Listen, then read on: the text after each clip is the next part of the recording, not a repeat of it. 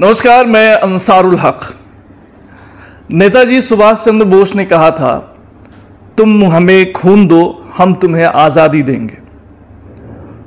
Red cross कहता है, आप हमें खून दें, ज़रूरत पड़ी तो हम आपको खून देंगे।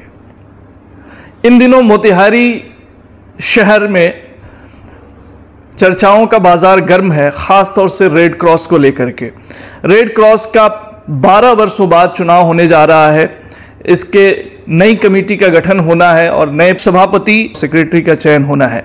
लेकिन इस चुनाव को लेकर के मोतिहारी में ख़ास तौर से ज़बरदस्त गहमा गहमी का माहौल देखने को मिल रहा है। जाहिर सी बात है, इस गहमा गहमी के होने की वजह भी साफ है, क्योंकि एक से बढ़कर एक चेहरे सामने उभर कर आ रहे हैं और कई सारे पैनल्स भी बन रहे हैं। आप सोशल मीडिया और तमाम चीज़ों के ज़रिए आप इन चीज़ों से बखूबी वाकिफ़ होंगे। लेकिन इन सब के बीच सबसे महत्वपूर्ण सवाल यह उठता है कि क्या आम लोग ये समझते हैं कि रेड क्रॉस क्या है? रेड क्रॉस आखिर किन किन चीज़ों को, कार्यों को अंजाम देता है? क्या इसका उद्देश्य है? कब यह वजूद में आया? इन्हीं सब मुद्दों पे बात करने के लिए आज हमारे साथ कुछ मेहमान मौजूद हैं। आइए सबसे पहले उनसे हम आपका परिचय कराते हैं। चर्चा के लिए आज के हमारे इस पैनल में हैं, हमारे सबसे पहले मेहमान हैं डॉक्टर शंभू शरण सिंह, पूर्व प्रभारी सभापति रेड क्रॉस मोतिहारी, सह वरिष्ठ अधिवक्ता मोतिहारी। आज के हमारे जो दूसरे मेहमान हैं उनसे हम आपका परिचय कराते हैं। हमारे साथ देवप्रिय मुखर्जी जी हैं, red cross Motihari red cross society के लाइफ मेंबर और जाने माने सोशल एक्टिविस्ट। और आज के इस पैनल में हमारे जो तीसरे मेहमान हैं उनसे हम आपको परिचय करा दें। अंगद कुमार सिंह, निदेशक होटल रैमसन प्लाजा, सह सोशल एक्टिविस्ट। वर्तमान में अंगद सिंह जी कैंडिडेट भी हैं मोतिहारी रेड क्रॉस सोसाइटी के। तो आइए चर्चा की शुरुआत करें, लेकिन उससे पहले यह समझना जरूरी है कि रेड क्रॉस एक्चुअली है क्या। विकिपीडिया के अनुसार जो कुछ जानकारियां सामने आती है वो हम आपको बता दें। रेड क्रॉस एक अंतर्राष्ट्रीय संगठन है जिसका मिशन मानवीय जिंदगी व सेहत को बचाना है। इंटरनेशनल रेड क्रॉस और रेड क्रिसेंट मूवमेंट दुनिया भर में लगभग 97 मिलियन स्वयं सेवकों, सदस्यों और कर्मचारियों के साथ एक मानवीय आंदोलन है। इसकी स्थापना 1863 में हेनरी ड्यूनेंट ने जेनेवा में की। इसका मुख्यालय स्विट्जरलैंड के जेनेवा में ही है। सबसे बड़ी बात यह है कि इसे 3 बार 1917, 1944 और 1963 में नोबेल शांति पुरस्कार मिला है। इसका मुख्य उद्देश्य युद्ध या आपदा की स्थिति में कठिनाइयों से राहत दिलाना है। यह संस्था शांति और युद्ध के समय दुनिया भर के विभिन्न देशों की सरकार के बीच समन्वय व कार्य करती है। यह होने वाले महामारी, बीमारी जैसी प्राकृतिक आपदा में पीड़ितों की सहायता करती है। बात अगर इंडियन रेड क्रॉस सोसाइटी की हो तो हम आपको बता दें कि यहाँ एक स्वैच्छिक मानवतावादी संगठन है जो पूरे देश में 700 से अधिक शाखाओं का नेटवर्क है। भारत में इसकी स्थापना 1920 में Indian red cross society act के तहत हुई थी। यहाँ भी इसका काम आपदाओं एवं आपातकाल के समय राहत प्रदान करना है तथा कमजोर लोगों और समुदायों के स्वास्थ्य की देखभाल को बढ़ावा देना है। तो ये रेड क्रॉस सोसाइटी का ये संक्षिप्त परिचय था जो हम आपको बता रहे हैं। लेकिन अब मुद्दे पे आते हैं, क्योंकि आज मोतिहारी में एक बार फिर से चर्चाओं का बाजार गर्म है और बहुत गहमा गहमी का माहौल देखा जा रहा है। तो इन सब पे चर्चा के लिए जो हमारे साथ मेहमान है, सबसे पहले शंभू शरण जी, हम आपके पास पहुंचते हैं। आप रेड क्रॉस मोतिहारी के पूर्व सभापति रहे हैं, प्रभारी सभापति। इससे पहले कि बाकी चीज़ों पे आपसे बात करें, हम आपसे जानेंगे कि यह कितना महत्वपूर्ण है यहाँ के लोगों के लिए। Red cross Indian red cross society का मोतिहारी एक शाखा है और जो red cross Indian red cross society के उद्देश्यों को आपने भी पढ़ा, बताया, वही इस शाखा का भी उद्देश्य है।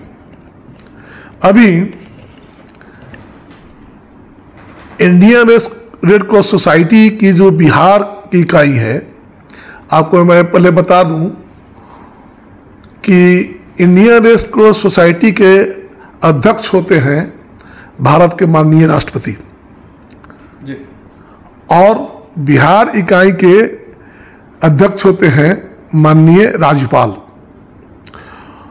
और हमारी जो इसकी संविधान है, इसकी नियमावली है, इसके अनुसार रेड क्रॉस इकाई की शाखा से चुनकर जो ऊपर जाते हैं और फिर उनका चुनाव राष्ट्रीय स्तर पर होता है।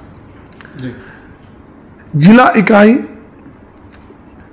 इकाई जो होती है, इसके प्रतिनिधि, एक प्रतिनिधि राज्य इकाई के प्रतिनिधि होते हैं और राज्य इकाई तमाम जिला के प्रतिनिधियों को मिलाकर बनती है। वहाँ एक प्रबंध समिति है, उसके एक चेयरमैन होते हैं, एक वाइस चेयरमैन होते हैं। उसी प्रकार इंडियन रेड क्रॉस सोसाइटी की राष्ट्रीय स्तर पर भी समिति है। हमारे इंडियन रेड क्रॉस सोसाइटी की जो मोतिहारी इकाई है, पहले संविधान में यह था कि पदेना अध्यक्ष होते थे हमारे जिला पदाधिकारी और एक सचिव का पद होता था, और उसके पदेना उपाध्यक्ष होते थे सिविल सर्जन, और एक जो चुनकर हमारी कमेटी के लोग, उसमें एक उपाध्यक्ष का चुनाव होता था, सचिव का चुनाव होता था, कोषाध्यक्ष का चुनाव होता था, और उसकी जो प्रबंध समिति पहले बनती थी, उसके जो निर्देशक होते थे पहले, उसमें विभिन्न क्लब के मेंबर भी, जैसे रोटरी क्लब के, लायंस क्लब के, ये तमाम पहले सदस्य होते थे उसके। लेकिन 2010 से 11 में इसका संविधान में संशोधन हो गया, और उस संविधान संशोधन के तहत अब जिला इकाई में अध्यक्ष होंगे पदेना जिला पदाधिकारी, लेकिन सारे काम धंधा, सारा आर्थिक और प्रशासनिक सारी शक्तियां प्रबंध समिति में निहित होगी, और यह समिति मेंबर्स के अनुसार बनती है। हमारे यहाँ बहुत बड़ी इकाई है मोतिहारी, इसलिए यहाँ 15 प्रबंध समिति के मेंबर चुने जाते हैं, और उस प्रबंध समिति में से एक चेयरमैन होते हैं, एक वाइस चेयरमैन और एक ट्रेजरर। ये 3, तो ये 15 जो चुने जाते हैं, जो आम सभा होती है, हमारे तमाम जो लाइफ मेंबर हैं रेड क्रॉस के, पहले इसकी सदस्यता फी थी 250, उसके बाद हुआ 500, वर्तमान में 1000 हो गया है। तो ये जो लाइफ मेंबर हुए, ये चुनते हैं प्रबंध समिति को, और प्रबंध समिति चुनती है चेयरमैन, वाइस चेयरमैन और ट्रेजरर को। तो वर्तमान चुनाव में यही होने वाला है। इन लोगों का कार्य क्षेत्र क्या होता है, उस पर भी कुछ अगर बता देते हैं सब कार्य। प्रबंध समिति एक सेक्रेटरी को अपॉइंट करती है। वह सेक्रेटरी ऑफिस से कार्य को, जो रूटीन वर्क है, उसका लुक आफ्टर करते हैं, उसे सारे एक्टिविटी पर उनका नियंत्रण आता है, उसे देखभाल करते हैं। प्रबंध समिति का कार्य यह है कि जब प्रबंध समिति की बैठक होगी तो उसकी अध्यक्षता चेयरमैन करेंगे, उनकी अनुपस्थिति में वाइस चेयरमैन करेंगे, और जो अब बैंक में अकाउंट्स खुलता है उसमें 3 आदमी का नाम रहता है, वाइस चेयरमैन, ट्रेजरर और सेक्रेटरी। तीनों में से 2 को ऑपरेशन का पावर रहता है, एनी 2 जो बैंक का ऑपरेशन को पावर आता है। ये रोजमर्रा के काम वो करते हैं। और प्रबंध समिति एजीएम, जो एनुअल जनरल मीटिंग, आम सभा जो होती है मेंबर्स की, उसमें एक तय होता है काम का कि 1 साल में हम इस काम को करेंगे, और उस काम के अनुसार वहाँ बजट भी तय होता है कि हम इतने बजट में करेंगे या एक्सपेंस करेगा। अब एजीएम जो फैसला लेती है उसे प्रबंध समिति लागू करती है।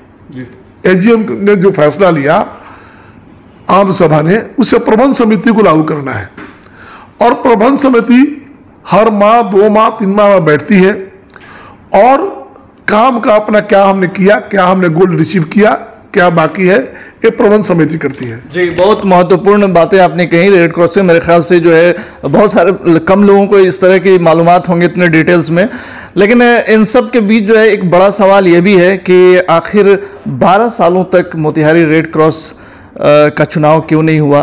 तो ये अपने आप में एक बड़ा सवाल है, उस पर भी हम आएंगे। फिलहाल हमारे साथ जो अन्य दो मेहमान हैं उनसे भी उनका जो व्यू है वो जान लेते हैं। सर, आप रेड क्रॉस के लाइफ मेंबर हैं और एक सोशल एक्टिविस्ट भी हैं।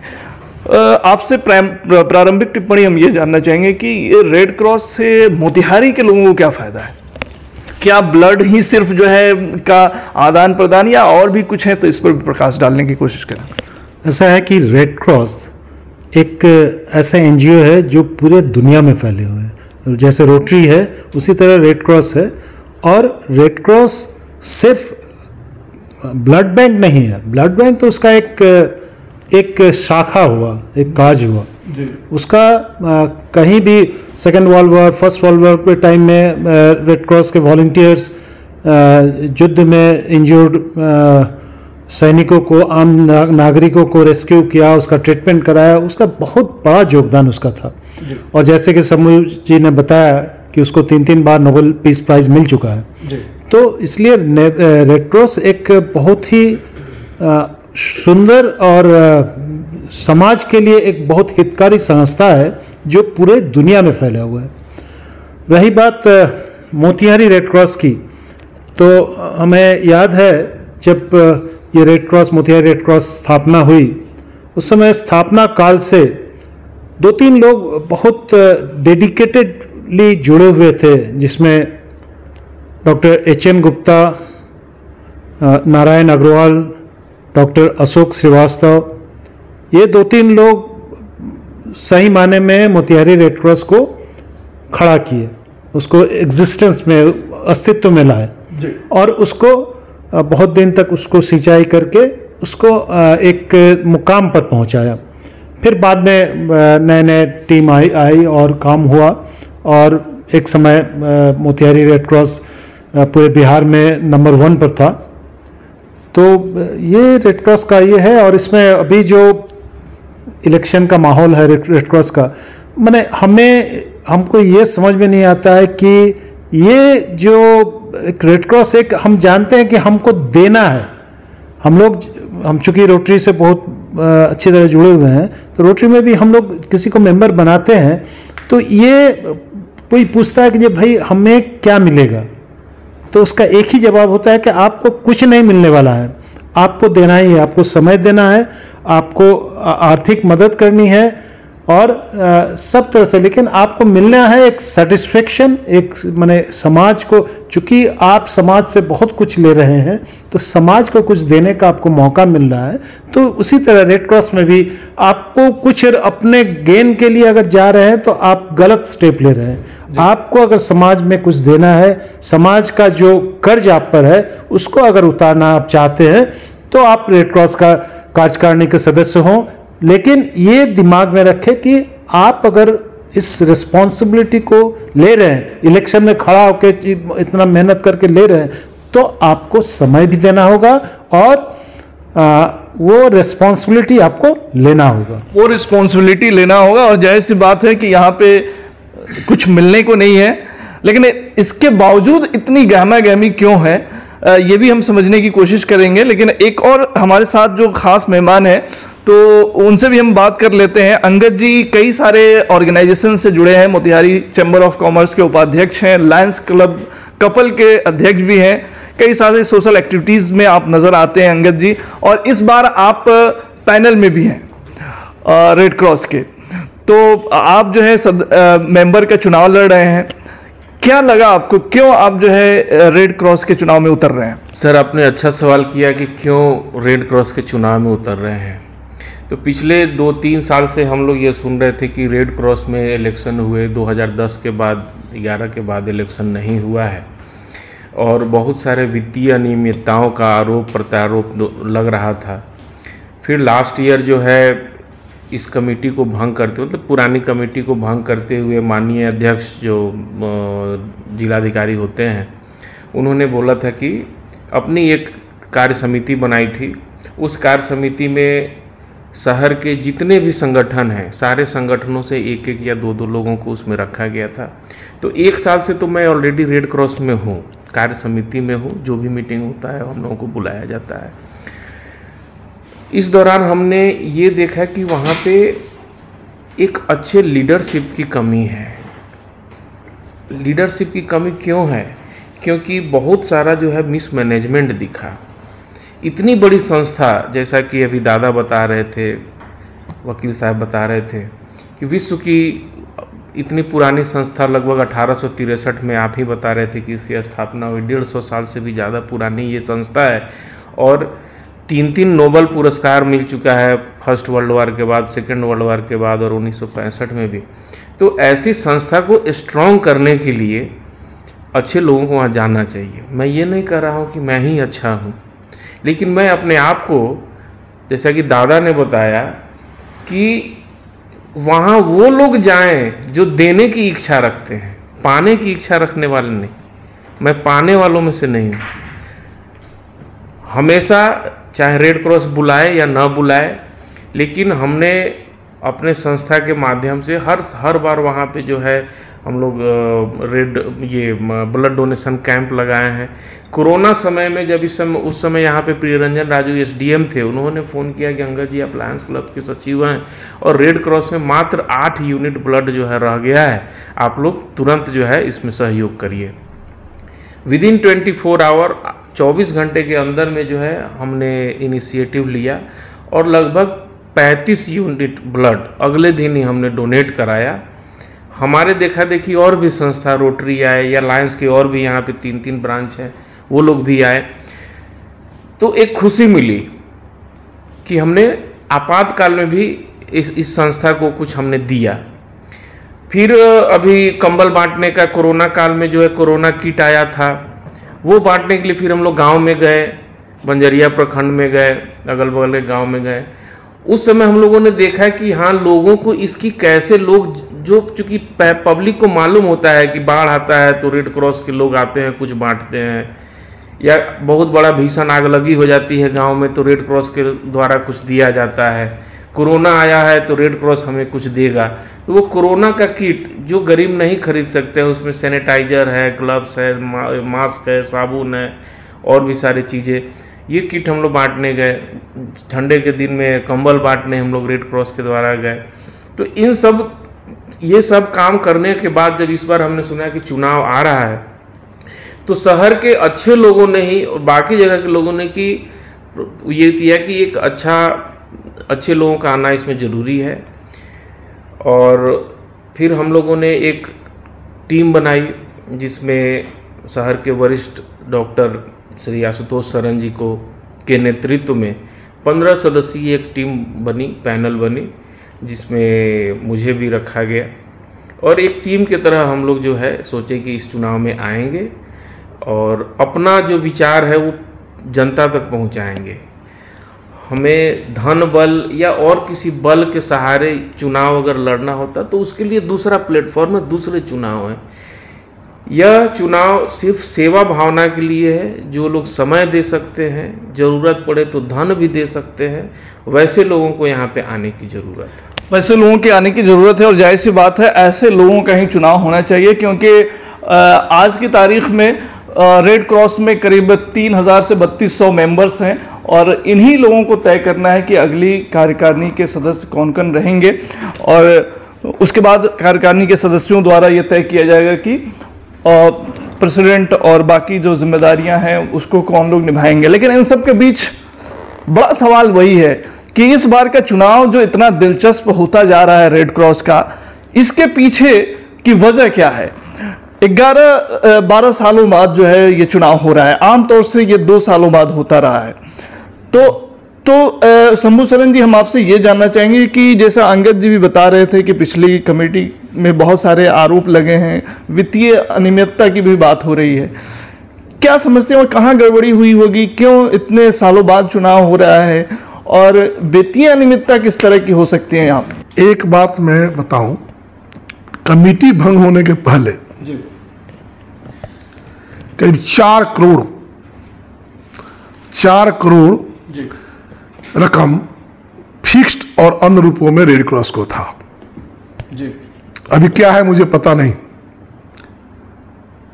जिस काम को यह चुनी हुई कमेटी पूर्व की 1.5 लाख प्रति माह में कराती थी, वो आज 5 लाख रुपये माह में करा रहा है, जब कमेटी के डिसमिसल के बाद, जैसा कि रिपोर्ट है। जी। कमेटी भंग होने के पहले रेड क्रॉस के पास इतना ब्लड था कि बिहार में ही टॉप था, और मोतिहारी रेड क्रॉस को बिहार में 3 बार अवार्ड मिला ब्लड के मामले में, ब्लड प्रिजर्व के मामले में, कि रेड क्रॉस मोतिहारी 3 बार राज्यपाल द्वारा अवार्ड मिला। वित्तीय अनियमितता क्या है? कुछ कर्मचारियों पर आरोप लगे, जांच हुई, कुछ को डिसमिस किया गया। हम लोगों ने डीएम को कहा, मैं जब एक्टिंग मैं ये समझना चाह रहा हूं, और मेरे ख्याल से जो देख रहे हैं दर्शक वो भी समझना चाहेंगे कि वो वित्तीय अनियमितता कैसे की जाती है और क्या क्या संभावनाएं हैं जहां पे चीजें गड़बड़ यहाँ पे होती हैं। वही बोला कि जिस जब प्रबंध समिति चुनी हुई थी, काम करती तो 1.5 लाख में करती थी। अब प्रबंध समिति के भंग होने के बाद 5 लाख रुपए में वो काम हो रहा है, वही व्यवस्था। तब वित्तीय अनियमितता कौन किया? क्या इधर भी कुछ गुंजाइश होती है क्या कि ब्लड को ऐसा माना जाता है कि बेच दिया जाता है और उसकी जो कागजी प्रक्रिया है उसको पूरा न करके उसके जरिए भी कुछ रकम कमाए जाते हैं? ऐसा अब बाहर के लोग करते हो, लेकिन मैं 2 साल रहा प्रभारी सभापति, मेरे नॉलेज में ब्लड बेचने का नहीं आया।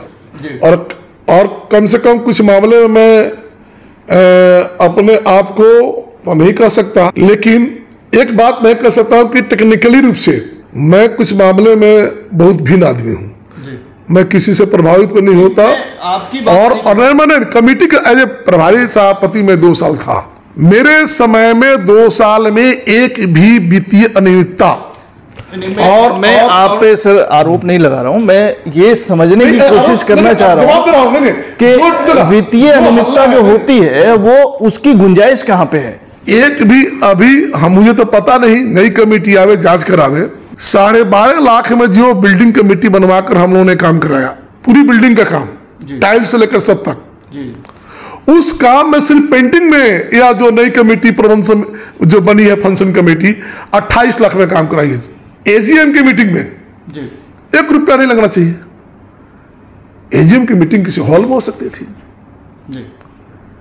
एजीएम की मीटिंग जैसे हमने सुना, आई हैव नेवर सीन कि 8 लाख 9 लाख का बजट है।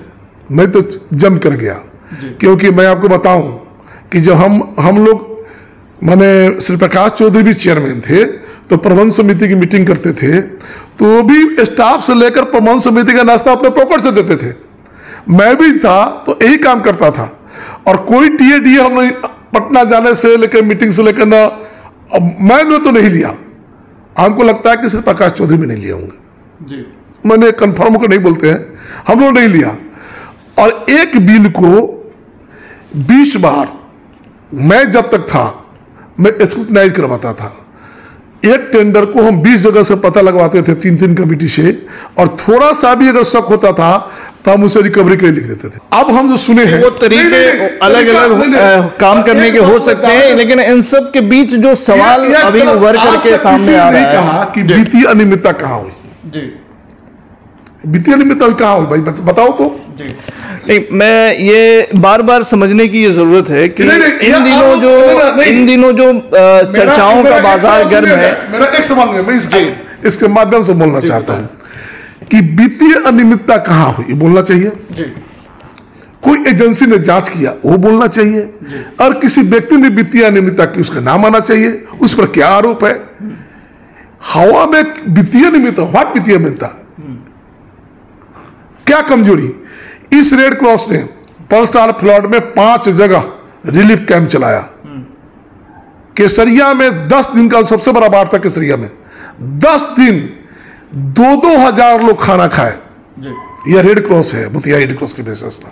सुगौली में 4 दिन कैंप चला। मोतिहारी में ये जो पुलवा है, क्या पुलवा है, भरौलिया, वहां कैंप चला। हम लोगों ने कोशिश की कि बाढ़ के लोगों को हम रिलीफ दें। हमने दिया, और जो बजट हमारा है उस पर कितना खर्चा हुआ, इस सारे काम चलाने में कितना खर्चा हुआ, टोटल 2 लाख, मैं बताता हूं 2 लाख कुछ हजार इतने 5 कैंप में, जहां 10 दिन चला, 1 सप्ताह चला, 5 दिन चला, खर्च हुआ। मैं दावे के साथ कहता हूं कि कोई भी दूसरे लोग ऐसा करके दिखा देते उस तरह की व्यवस्था करके, तो मैं उनका पीठ रहता। लेकिन ये 11 साल 12 साल जो चुनाव होने में लगे, इसकी वजह क्या मानते हैं? मैं बताता हूं, शॉर्ट में बताइए। एजीएम की मीटिंग कराना डीएम का काम है, और एजीएम में ही चुनाव का फैसला होता है आम सभा में। हर बार प्रबंध समिति एजीएम के लिए डीएम के यहां प्रस्ताव भेजी है, क्या कि डीएम को बुलाना है एजीएम, दूसरे को नहीं बुलाना है। बुलाने उसके अधिकारी कॉन्स्टिट्यूशन में डीएम ही है कि साल में एक बार आम सभा होनी चाहिए, और आम सभा ही चुनाव का फैसला करती है। दुर्भाग्यवश जब भी जाता था तब तक किसी न किसी डीएम का ट्रांसफर हो जाता था, तो फाइल पर ही रह गई, फिर गया। मतलब जिला अधिकारी का स्थानांतरण इस एजीएम को होने में थोड़ी सी दिक्कत रही। स्थानांतरण या लापरवाही भी कह सकते हैं, या सुस्ती भी कह सकते हैं। देवप्रिय मुखर्जी जी, आप क्या समझते हैं, क्यों रेड क्रॉस में इतना वक्त लगा इसके चुनाव होने में, और क्या इसमें वित्तीय नियमितता की भी गुंजाइश होती है? क्या खून के पैसे भी लोग कमाना चाहते हैं? सबसे बड़ी बात है कि हमें तो याद नहीं है पिछले टेन्योर में, शिवकाश चौधरी थे चाहे शंभू जी थे, इस टेन्योर में कोई एजीएम हुआ। जस्ट ये लास्ट एजीएम जो जिला स्कूल के प्रांगण में हुआ, वही एकमात्र एनुअल जनरल मीटिंग हमने अटेंड किया, हमको इन्फॉर्मेशन मिला। इसके पहले कोई एजीएम नहीं हुआ। तो ये एक बहुत बड़ी अनियमितता कहा जा सकता है, क्योंकि कोई भी संस्था का ट्रांसपेरेंसी तभी बरकरार रहता है जब आम सदस्य उसके क्या हो रहा है अंदर, क्या माने उसका क्या एक्टिविटीज़ है उसके बारे में जाने। तो जानने का क्या उपाय है? कोई मीटिंग हो, आम जनता माने एटलीस्ट साल में एक मीटिंग तो बुलाना ही चाहिए।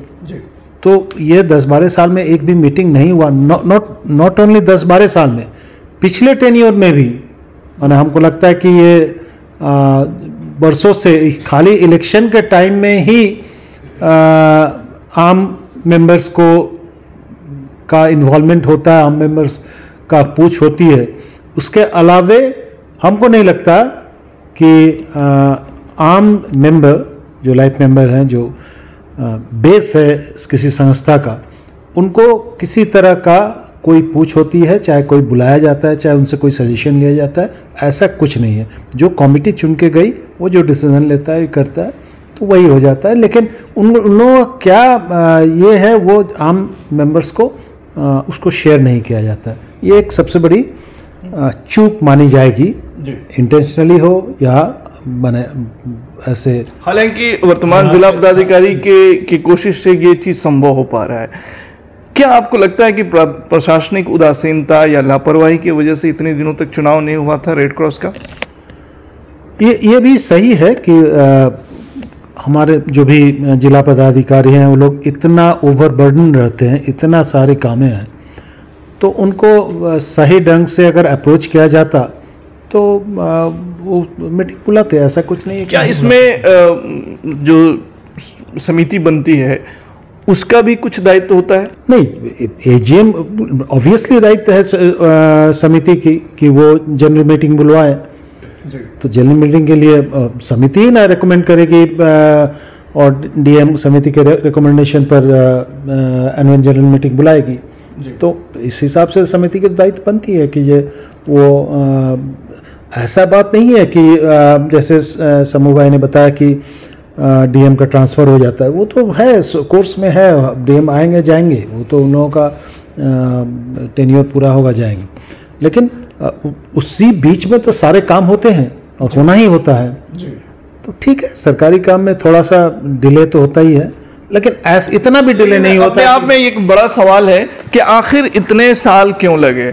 जाहिर सी बात है कोई ना कोई इसके जिम्मेदार जरूर होंगे, और बहुत सारी चीज़ें जो सामने आ रही हैं, वित्तीय अनियमितता की भी बात हो रही है, तो इसके लिए भी ज़रूरी है कि वैसे लोग जो इस तरह की संस्थाओं से पैसे कमाना चाहते हैं या लूटना चाहते हैं, तो ऐसे लोग कौन हैं, वो बेनकाब भी होने चाहिए, उन पर कार्रवाई भी होनी चाहिए। अंगद जी हमारे साथ हैं। अंगद जी, क्या मुद्दे आप समझ रहे हैं कि महत्वपूर्ण है रेड क्रॉस के लिए, मोतिहारी रेड क्रॉस के लिए? सर, सबसे बड़ा जो मुद्दा मुझे समझ में आया, जो कि इमीडिएट वहाँ पे होना चाहिए, जैसे हमारे ये पैनल के जो सबसे सीनियर मेंबर है डॉक्टर आशुतोष सरन, उनका ये है कि अगर हमारी पैनल या हमारे पैनल के मैक्सिमम लोग आते हैं और उनका चुनाव वहाँ पे होता है, तो सबसे पहला काम वो करेंगे तो ब्लड सेपरेटर खरीदेंगे। ब्लड सेपरेटर आ जाने से, ब्लड सेपरेटर का अभी तक 2 या 3 बार भी टेंडर निकला भी, और किसी वजह से उदासीनता कही या जो भी वजह कहिए, वो कैंसिल भी हो गया। अभी तक ब्लड सेपरेटर अपने यहाँ नहीं है। ब्लड सेपरेटर होता क्या है, इसको थोड़ा सा डिफाइन करके अगर बता सकें। सर, ब्लड सेपरेटर है, जैसे मान लीजिए 1 यूनिट ब्लड मैंने डोनेट किया जी, आपको ब्लड की ज़रूरत पड़ी, ब्लड सेपरेटर नहीं है, तो 1 यूनिट ब्लड एक आदमी लेके चला गया।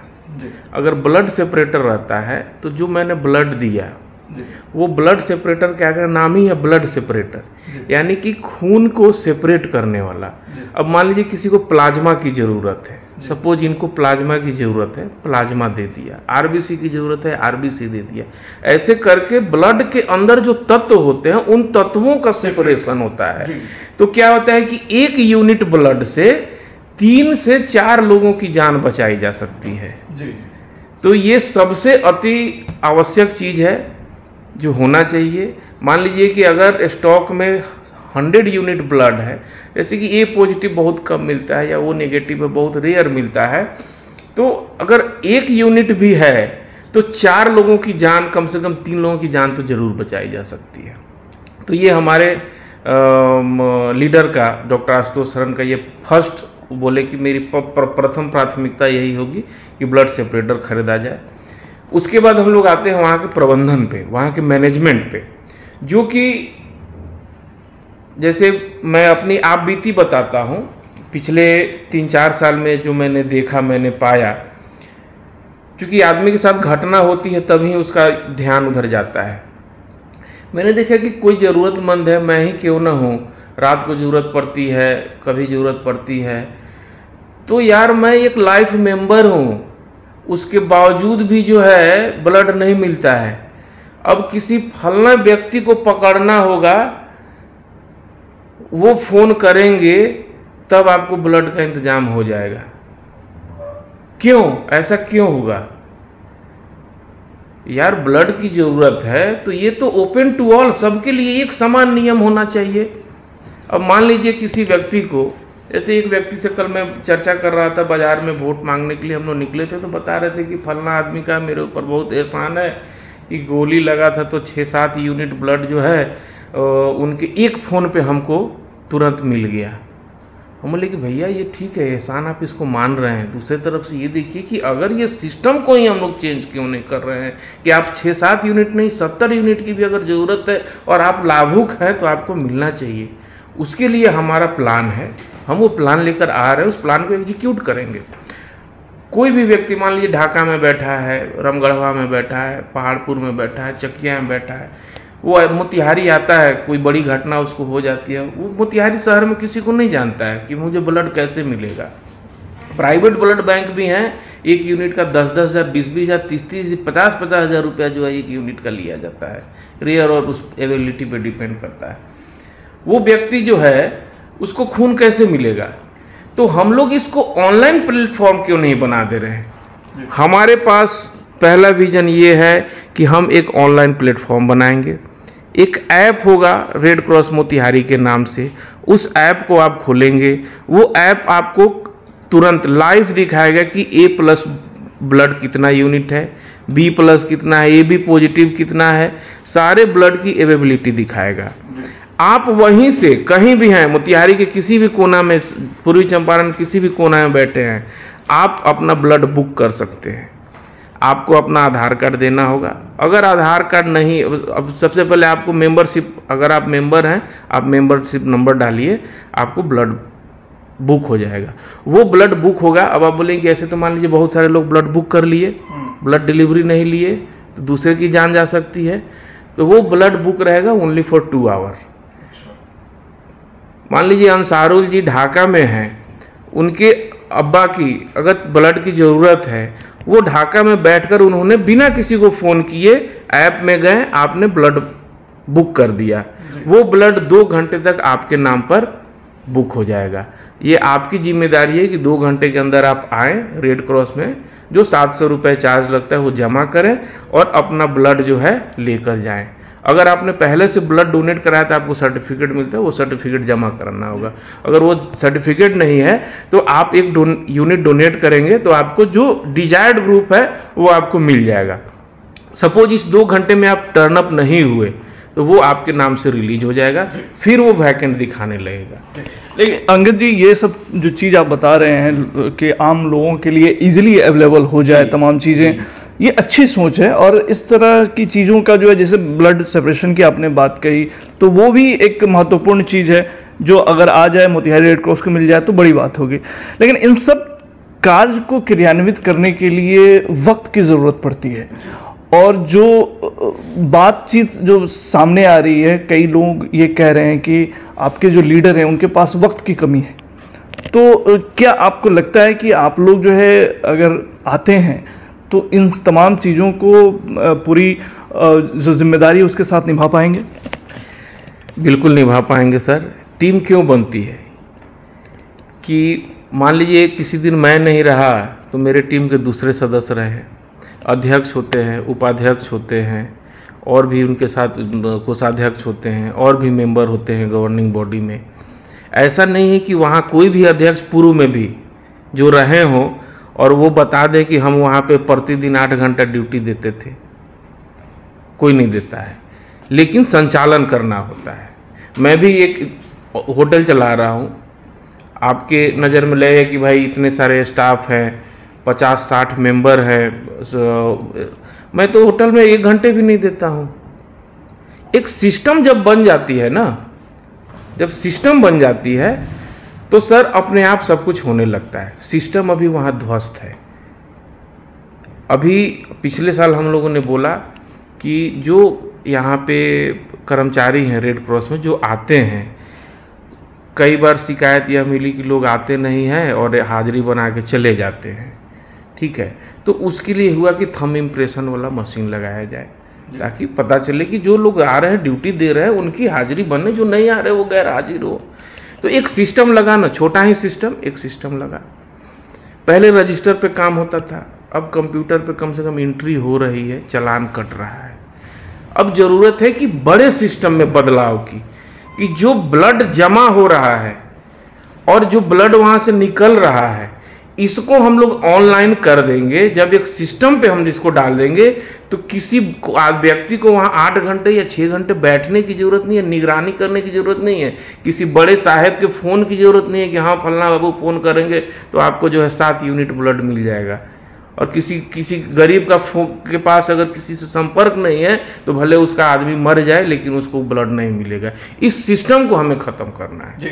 जाहिर सी बात है, और सब अपने दावे हैं और चीज़ें दुरुस्त करके अच्छे जहन के साथ आते हैं लोग। और अगर ये मेरे ख्याल से जो नई समिति आएगी उससे सभी तमाम लोगों की अपेक्षाएं होंगी कि जो है वही ट्रांसपेरेंसी बढ़ती जाए। जी जी जी, ये जो अंगद बाबू बोले ये सिस्टम पहले से है, नई सिस्टम नहीं है। यह ब्लड सेपरेटर लगाने का प्रस्ताव, लेकिन अंगद जी का कहना है कि बाबू जी का फोन, किसी बाबू साहब का फोन जाता था और जो है 7 यूनिट ब्लड मिल जाता था। तो मान के चलिए किसी के पास अगर किसी बाबू साहब का नंबर नहीं है या उनकी वो पहुंच नहीं है तो वैसे लोग कैसे रेड क्रॉस से फायदा उठाए, ये महत्वपूर्ण है। बता रहे हैं रेड क्रॉस कभी किसी बाबू साहब के फोन पर 7 यूनिट दे दिया हो, मुझे मालूम नहीं है, मुझे मालूम नहीं है। ऐसा हो सकता है कि नहीं? मुझे मालूम नहीं आज तक, इसलिए कि रेड क्रॉस का एक सिस्टम है कि आप वहां ब्लड दीजिए, ब्लड लीजिए। आप सर्विस चार्ज आपको लगता है 1 यूनिट ब्लड दीजिएगा 1 यूनिट ब्लड का सर्विस चार्ज लगेगा, और जिस ग्रुप का ब्लड चाहिए वो ग्रुप ब्लड का ग्रुप मिलता है। यहाँ 450 यूनिट तक ब्लड रहा है। 525 यूनिट बिहार के 7 गो जिला जितना करता था अकेले Motihari blood bank, Motihari blood red cross का ब्लड बैंक, इसे सदर हॉस्पिटल से लेके तमाम लोग इस पर चलते थे। और यह सिस्टम ऐसा नहीं है कि किसी एक कहने से वो सिस्टम ही है। एक चीज शंभू जी, कहीं ना कहीं सिस्टम ध्वस्त हुआ, तभी तो सदर एसडीएम ने इनसे आग्रह किया कि भाई सिर्फ रेड क्रॉस में 8 यूनिट ब्लड हैं, तो यहाँ के सामाजिक संस्थाओं ने उसमें अपना योगदान दिया। तो ये सिस्टम की खामी आपको नजर नहीं आती है? आपको यही तो रीजन है।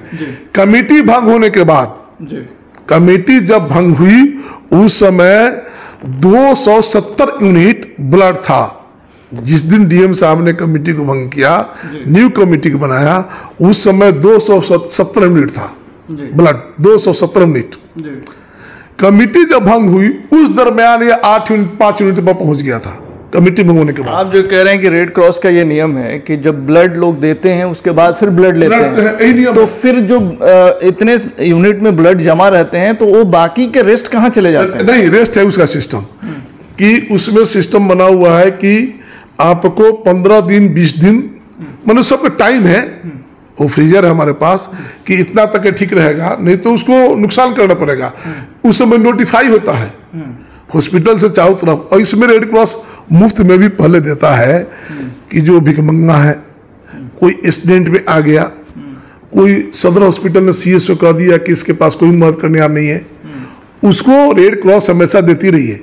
और रेड क्रॉस का नियम भी है कि असहाय को दो, लेकिन रेड क्रॉस आप स्वस्थ हैं और आपके परिवार में हैं तो आपको ब्लड देना है। इमरजेंसी में, सिक्योरिटी में, पहले सिक्योरिटी था, पहले सिक्योरिटी में, और यहीं पे जो है मेरे ख्याल से वित्तीय अनियमितता की जो है गुंजाइश होती है कि लोग जो है फर्जी इस तरह का करके और उसको कहीं और चीजें करके और उसमें पैसा अर्न करते हैं। इसमें वो जो जैसे डोनर आप हैं, आप डोनर है, आपको आवश्यकता नहीं है और आपने किसी को दे दिया अपना सर्टिफिकेट, 6 महीने तक उसकी मान्यता है, तो वो जाने के बाद अगर डोनर सर्टिफिकेट देगा तो उसको ब्लड मिल जाएगा। वो देना है, उसको देना है, नियम है। तो नियम को फॉलो करना है। गड़बड़ी कहाँ होती होगी, चाहे गड़बड़ी हुई होगी कि ये जो डोनर सिस्टम है, सर्टिफिकेट वाला सिस्टम, इसमें अगर तेज तरार आदमी गया है ना, तो मैनेज कर सकता है, वो बेच सकता है, बेच, लेकिन ऑफिस उसमें ऑफिशियल गड़बड़ी नहीं होगी। वो हो सकता है कि उसको लेकर, है ना, वो बाहर सेल कर दे, किसी को दे दे, जैसे डोनेशन दिया और वो रुपया ले लिया, उधर अपना सर्टिफिकेट दे दिया। आखिरी कमेंट, चूंकि वक्त की कमी है, शंभू जी आपसे हम यही आपका स्टेटमेंट जानना चाहेंगे कि नई समिति से आप क्या अपेक्षाएं रखते हैं, क्या जो है आप चाहते हैं शॉर्ट में? देखिए, रेड क्रॉस में समय देना होता है।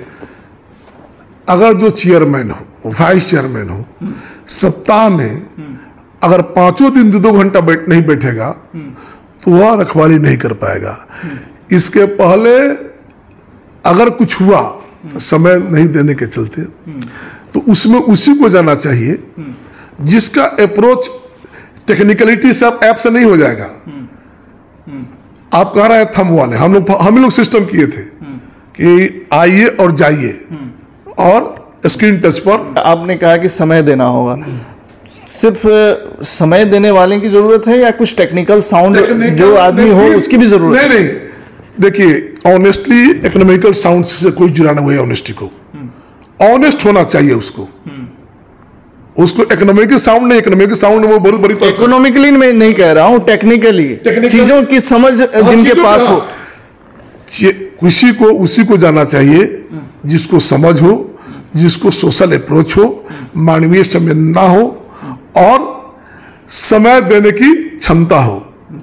बॉस, हमारे जो दूसरे मेहमान हैं उनकी भी प्रतिक्रिया, आखिरी प्रतिक्रिया सर आपकी हम चाहेंगे कि क्या अपेक्षाएं रखेंगे आप? अभी जो नई टीम का गठन होना है, चयन होना है, तो क्या अपेक्षाएं रखेंगे?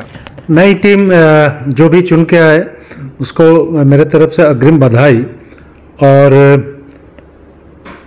मैं चाहूँगा जो टीम आए, कोई भी आए, एक इतना नोबल ऑर्गेनाइजेशन है तो इसके मान सम्मान में कमी ना हो, उसको देखते हुए उस हिसाब से काम करे। और जो भी आए ये सोच के आए कि हमको समय और सारा तरह से चीज़ को असिस्ट करना है, देना है, लेना नहीं है। जी, नेक इरादे से आए। अंगद जी, आप तो खुद आ रहे हैं, तो आपसे लोग क्या अपेक्षाएं रखेंगे अगर आप आते हैं? जी, अपेक्षा, लोगों की अपेक्षाओं पे खरा उतरने के लिए ही इस बार हमने नामांकन किया है। और मैं उम्मीद भी करता हूं कि जनता के पास जब हम लोग जा रहे हैं तो हम लोग एक पूरे पैनल के साथ जा रहे हैं। और हम ये उम्मीद लेकर चल रहे हैं कि हमारे पैनल में जो 15 कैंडिडेट हैं उसमें से मैक्सिमम लोग जीतें और वहाँ पहुँचें, क्योंकि हम सबकी ट्यूनिंग या फिर जो माइंड सेट है वो एक ही है कि समाज को कैसे रेड क्रॉस से मैक्सिमम हम मदद पहुँचा सकते हैं। और उसके लिए जो हमारे चेयरमैन पद के दावेदार हैं डॉक्टर आशुतोष सरन, उन्होंने अपना बाजाप्ती ये बना रखा है कि 2 घंटे का ओपीडी पर डे वो रेड क्रॉस में बैठेंगे, खुद बैठेंगे। ओपीडी जो अपने वो क्लिनिक में लगाते हैं, मान लीजिए क्लिनिक में 10 घंटा बैठते हैं तो 2 घंटा वो प्रतिदिन रेड क्रॉस में बैठेंगे। तो ये क्या जो रेड क्रॉस की ओपीडी होगी वो फ्री ऑफ कॉस्ट होगी? क्या उसका फीस नहीं चार्ज करेंगे? अब जी, ये तो वक्त बताएगा कि फीस रखेंगे नहीं रखेंगे, कम रखेंगे, ज़्यादा रखेंगे, क्या अगर फी लेकर के नहीं 2 घंटे अगर सेवाएं अपनी दे रहे हैं तो ये अपने आप में बहुत बड़ी बात है, बहुत बड़ी चीज़ होगी। तो फीस के ऊपर अभी मैं कोई कमेंट नहीं कर सकता। हो सकता है वो फ्री ऑफ कॉस्ट ही कर दे, या सप्ताह में ही 2 दिन ऐसा कर दे कि फुल डे 4 घंटे 2 घंटे पर डे नहीं बैठ के मैं सप्ताह में 2 दिन कंटिन्यू, सैटरडे संडे या संडे मंडे 2 दिन 4 घंटे में बैठ रहा हूँ और वहाँ पे जो है फ्री ऑफ कॉस्ट इलाज कर रहा हूँ, तो ये भी हो सकता है। लेकिन ये तय है कि हफ्ता में 14 घंटे वो कम से कम देंगे जी, रेड क्रॉस में ओपीडी के माध्यम से। और ब्लड सेपरेटर खरीदना बहुत अनिवार्य है। जैसे अभी मान लीजिए बरसात का दिन आएगा ना, आप भी देखेंगे कि डेंगू का प्रकोप बढ़ जाता है। डेंगू जब आता है तो लोगों को, मुझे भी डेंगू हो रखा है, लगातार 2 साल डेंगू हुआ, उसमें ब्लड प्लेटलेट्स बहुत डाउन हो जाता है, बिलो 50,000 चला जाएगा, लोगों की जान पे आफत आ जाती है। तो ब्लड सेपरेटर आ जाने से, मान लीजिए उस एक ही ब्लड से मेरा प्लेटलेट कम है, मुझे प्लेटलेट मिल गया, इनको जो है प्लाज्मा की जरूरत है, इनको प्लाज्मा मिल गया, उनको आरबीसी की जरूरत है, वो मिल गया। तो ये एक बहुत अनिवार्य चीज है कि हम वहां जाएं तो सबसे पहले सेपरेटर खरीदे। और जो सर बता रहे थे शंभू शरण सर बता रहे थे कि जो सिस्टम की बात कर रहे हैं, सिस्टम पहले से ये सिस्टम की मैं बात नहीं कर रहा हूँ, मैं सर बात कर रहा हूँ कि अभी सिस्टम क्या है। अभी बैठे बैठे अगर मुझे मान लीजिए कि ब्लड लेना है तो मैं क्या करूँगा, मुझे जाना होगा रेड क्रॉस, वहाँ जाऊँगा, मेरा दावा है, मैं लाइव टीवी पे ओपनली दावा कर रहा हूँ। अभी आप जाइए, 8 ब्लड ग्रुप होते हैं ना, कम 5 ब्लड ग्रुप वहाँ नहीं है। कल सुबह 9 बजे की मैं बात बता रहा हूँ, शनिवार के रात को 11 बजे की मैं बात बता रहा हूँ। मुझे अपना स्टाफ, मैं बहुत सारे लोगों से ब्लड डोनेशन कराता हूँ। मेरे उस अलमारी के रैक में बिहार सरकार के द्वारा दिया गया प्रशस्ति पत्र भी है। उस समय कोरोना में जब मात्र 8 यूनिट बचा था सर, 30 यूनिट हमने ब्लड डोनेशन कराया था। 24 घंटा के अंदर बिहार सरकार और ये मिशन से जो है हमारे नाम का वो आया हुआ था। तो मैं बहुत सारे लोगों का रखता हूं कि भाई किसका क्या ब्लड ग्रुप है। रात को 11 बजे, ये शनिवार की घटना है कि एक बुजुर्ग व्यक्ति 72 या 75 साल लगभग उम्र होगी, कि उनका लड़का ऑन द वे है, वो सुबह तक पहुंचेगा, तब तक ये गुजर जाएंगे। ए पॉजिटिव रेड क्रॉस में नहीं है, ठीक है, एक डोनर है देने के लिए, लेकिन उसका ए पॉजिटिव नहीं, अभी लाइव ए पॉजिटिव चाहिए। हमने देखा तो पता चला कि मेरे एक बहुत ही करीबी व्यक्ति का ए पॉजिटिव निकल गया, और संजोग से वो मेरे साथ बैठा हुआ था, हमने उनसे पूछा कि भाई ए पॉजिटिव की ज़रूरत है, अगर आप दे सकते हैं तो वो तुरंत उनको हमने कन्विंस किया और रात को 11 बजे भेजा क्लिनिक में, और जाकर लाइव ब्लड जो है इनसे लेकर और उनको दिया गया। तो ये एक जज्बा होती है सेवा करने की। जाहिर सी बात है, बिल्कुल सही कहा आपने, और जज्बे की ही ज़रूरत है, और मोतिहारी रेड क्रॉस में ऐसे जज्बे वाले लोगों की ही ज़रूरत है। और ईमानदार, ऑनेस्टी होनी चाहिए। और जाहिर सी बात है, ये एक ऐसी संस्था है जो मानवीय खिदमत के लिए है, मानवीय सेवाएं देने के लिए है, और ऐसी संस्थाओं में अगर कोई गड़बड़ झाला करता है तो अपने आप में बहुत शर्मनाक बात होती है। उम्मीद यही रहेगी कि रेड क्रॉस में अच्छे लोग आएंगे और इस संस्था को जो एक बदनुमा दाग लगा हुआ है इससे उबार कर ले जाएंगे। रेड क्रॉस चुनाव में थोड़ा सा वक्त और रह गया है, लेकिन इससे जुड़ी हुई तमाम खबरें और डिबेट्स आप तक हम लाते रहेंगे। अभी के लिए फिलहाल इतना ही। तमाम खबरों और डिबेट्स के लिए जुड़े रहिए STV न्यूज के साथ। नमस्कार।